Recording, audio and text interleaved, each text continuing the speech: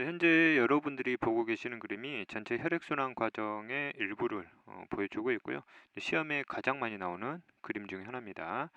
그래서 이 그림을 반드시 꼭 익히셔가지고 혈관의 이름 잡는 거, 그 다음에 혈관별 혈액들의 특징들을 꼭 좀 잡고 가셔야 됩니다. 일단 나와 있는 기관들부터 한번 잡아볼게요. 자, 여기가 심장이 있고요. 그다음 위쪽으로 폐가 보입니다. 그 다음에 여기가 소장이고요. 여기가 간이고요. 여기 기관이 콩팥입니다. 자, 그 다음에 여기에 표현되어 있지는 않지만 어떤 기관을 구성하는 조직세포를 하나를 더 포함을 좀 시켜볼게요. 이게 근육세포다 라고 한번 표현을 해보겠습니다. 자, 혈액의 순환 과정에서 혈관들의 이제 세세한 명칭을 좀 잡아볼 텐데요. 이때 혈관의 명칭을 잡는 것은 그 혈관들이 어느 기관과 연결되어 있느냐로 이제 여러분들이 생각을 하시면 되겠어요. 자, 일단 좌심실을 기준으로 혈액의 이동 과정을 한번 보겠습니다. 여기 좌심실이고요. 그럼 좌심실에서 혈액이 이제 빠져나오죠. 그럼 여기서부터 이런 식으로 이어지는 큰 혈관이 있습니다. 그래서 이런 큰 혈관들을요, 대동맥이다 라고 이제 부르게 되고요.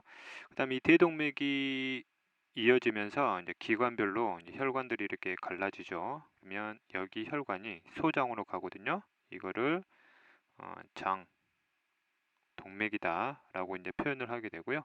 자, 그 다음에 이 혈관은 지금 콩팥으로 가고 있거든요. 그래서 이거를 콩팥 동맥이다 라고 해석을 하면 됩니다. 자, 그 다음에 현재 장을 지나서 나오는 두꺼운 혈관이 있는데요. 이 혈관이 지금 간으로 연결되어 있죠. 우리가 앞에서 배웠듯이요. 이거는 정맥이라 하지 않고 문맥이다 라고 표현을 합니다.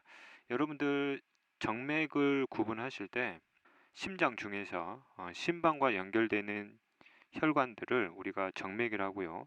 문맥 같은 경우는 문맥이라는 말을 쓴 이유가 동맥을 통해서 소장에 모세혈관이 되고 그 다음 다시 모여서 두꺼운 혈관이 되지만 이 혈관이 바로 심방으로 연결되지 않고 간으로 가게 되면 다시 모세혈관으로 퍼져서 다시 뭉쳐 나오기 때문에 이걸 정맥이라 부르기가 굉장히 애매한 거였죠. 그래서 새로운 개념으로 문맥이라는 개념을 사용을 하게 되었습니다.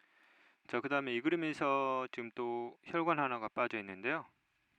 자, 대동맥의 일부가 갈라져서 이렇게 간으로 연결되어 있는 혈관도 있습니다. 그러면 동맥에서 갈라져서 특정 기관으로 들어가기 전이기 때문에 이것도 동맥이라 부르고요. 간으로 들어가니까 이 혈관을 간 동맥이다 라고 부르게 됩니다. 그래서 모든 동맥들이 기관으로 들어가게 되면요, 반드시 기관 내에서 모세혈관으로 퍼지게 되고요. 그럼 그 기관을 구성하는 세포들과 당연히 물질 교환이 이루어질 거고, 그 다음에 이제 각 기관별로 혈관들이 다시 모여서 이제 빠져나오게 되고요. 이때 이제 빠져나온 혈관들 중에서 간문맥을 제외한 나머지 혈관들은 전부 다 우심방 쪽으로 이제 다이렉트로 연결되어 있습니다. 자, 그래서 기관을 빠져나온 두꺼운 혈관을요, 저희들이 전부 다 정맥이라 부를 거고요. 이제 정맥의 명칭을 한번 붙여보도록 하겠습니다. 자, 이 정맥은요, 간에서 빠져나온 정맥이니까 간정맥이 되는 거고요. 그 다음에 이 정맥은 콩팥에서 빠져나오죠. 그래서 이거를 콩팥 정맥이다 라고 이제 표현을 하게 되고요. 그 다음 또 다른 기관에서 빠져나온 정맥들이 있는데, 이런 정맥들은 이름이 특정 기관을 지어주지 않았으니까 소정맥 종류, 소정맥 종류 중에서 이런 종류가 있다라는 걸 보시면 되고요. 그럼 이런 소정맥들이 빠져나오면 혈관들이 다시 연결이 되잖아요. 그래서 이 연결된 이 두꺼운 혈관들이 지금 우심방으로 들어가고 있거든요. 그래서 이 혈관들을 묶어서 대정맥이다 라고 표현을 하시면 되겠습니다. 자, 그 다음에 우심방으로 들어간 혈액은요, 우심실로 가게 되고요. 그 우심실에서 이 혈관을 타고 이제 폐로 가게 되죠. 그러면 이 혈관이 심실과 연결된 혈관이라 우리가 동맥이라 부르면 되고, 폐로 가기 때문에 폐동맥이다 라고 부르게 되면 되죠. 그럼 폐로 가면 다시 무슨 혈관이 되죠? 그렇죠. 모세혈관으로 퍼져서 폐에서는 산소를 들여보내고 이산화탄소를 빼내게 되잖아요. 그러면 다시 이 혈관을 통해서 좌심방으로 들어오게 되죠. 그럼 이 혈관은 정맥인데 폐에서 나온 정맥이니까 폐정맥이다 라고 이제 부르시면 됩니다. 자, 그러면 여기서 제가 혈관을 적을 때요, 지금 붉은색으로 적은 혈관이 있고요, 그 다음에 파란색 계열로 적은 혈관이 있습니다. 자, 이런 혈관들이 가지고 있는 혈액의 성분 때문에 제가 이거 색깔을 구분을 좀 지었고요. 지금 빨간색으로 표현된 부분은 산소의 함량이 굉장히 높고요, 이산화탄소 함량이 굉장히 적죠. 자, 그 다음 파란색 계열로 설명된 이 혈관 안에 있는 혈액들은요, 산소 함량이 굉장히 적죠.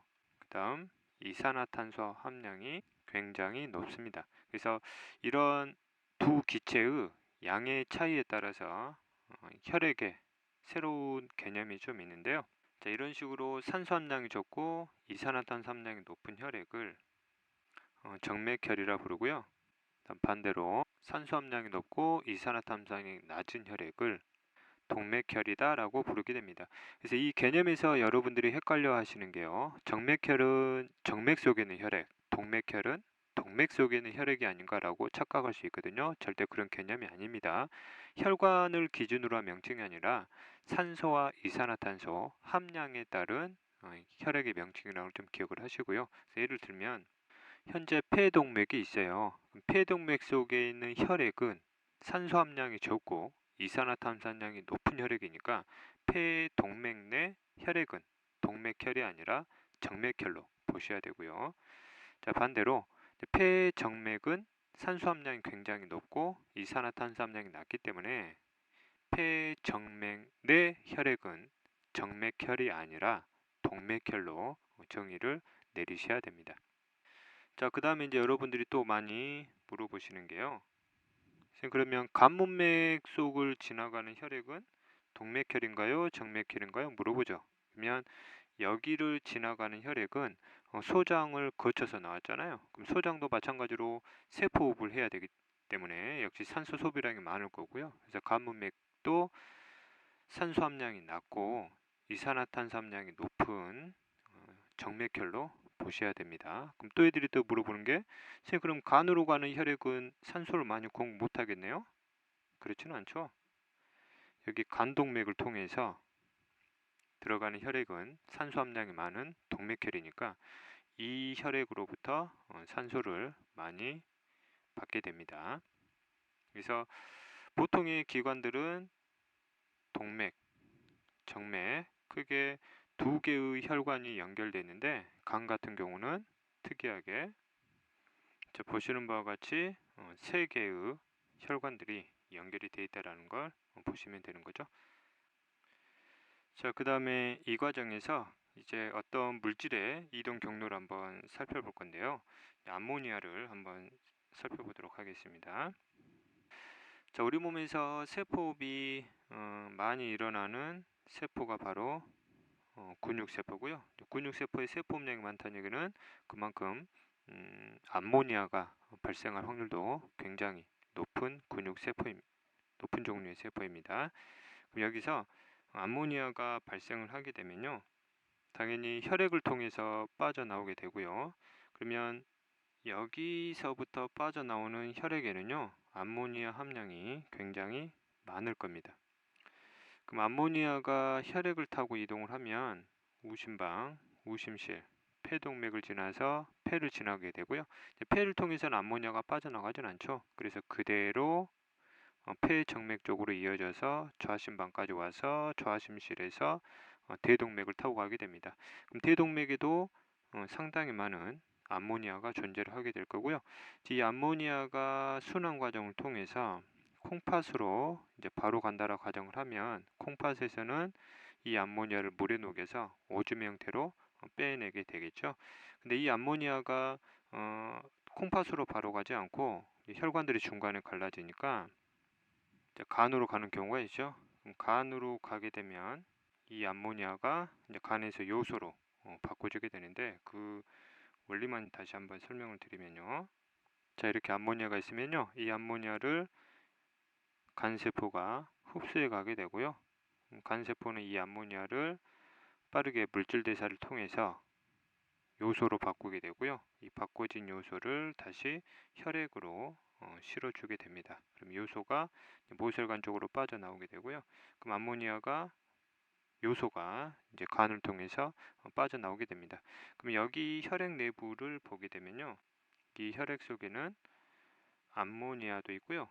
요소도 같이 존재를 하게 되는 거죠. 그리고 이제 혈액 순환 과정을 통해서 이놈들이 배설계인 콩팥으로 가게 되면 물에 녹아서 요소나 암모니아 형태로 빠져나오게 됩니다. 그래서 이제 많이 물어보는 것 중에 하나가 요소의 함량이 가장 낮은 혈관을 물어보거든요. 그러면 콩팥에서 오줌을 통해 걸러준 혈액이 요소 함량이 굉장히 낮겠죠. 또는 뭐 이렇게 물어볼 수도 있습니다. 질소 노폐물 함량이 가장 낮은 혈액이면 우리가 콩팥 정맥이다라고 이제 대답을 하시면 되겠습니다.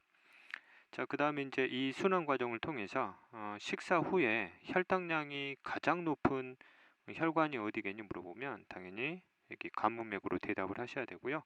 이제 간정맥 같은 경우는 간문맥의 혈당량이 아무리 높다 하더라도 간을 지나게 되면 간에서는 또 혈당량을 조절해 주게 되잖아요. 다시 이쪽 그림으로 가시면 간 분맥을 통해서 들어온 포도당들이 다시 간세포가 끌어오게 되고요. 간세포는 이 포도당을 글리코젠으로 저장을 하게 되죠. 그래서 빼내는 포도당을 줄여서 혈당량을 줄여주게 되고요.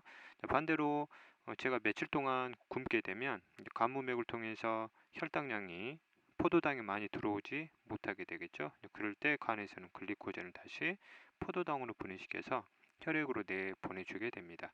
그래서 간의 역할이 그래서 굉장히 중요한 역할을 하게 됐다라고 영양소 흡수 과정에서 한번 설명을 드렸었습니다.